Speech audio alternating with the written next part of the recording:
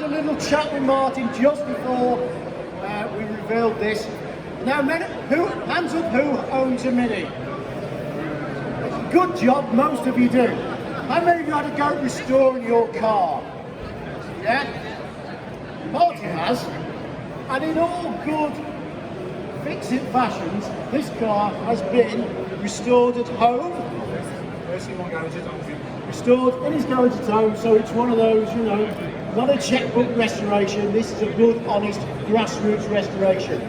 Before we reveal anything, you want to sort of tip us off on? No, it's just that I wanted a restoration of a Mini, but I wanted a new Mini. This is a 68, basically it's brand new.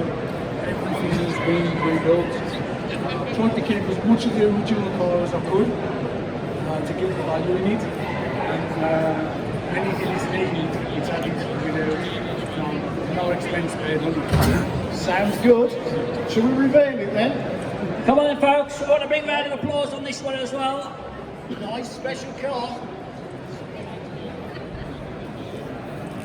There you go guys, what do you think of that? That's a surprise to me. I didn't realise you were doing the same tool for car. That is very, very nice. Yes, so have a gander, take some pictures. Absolutely little stunning car. And I do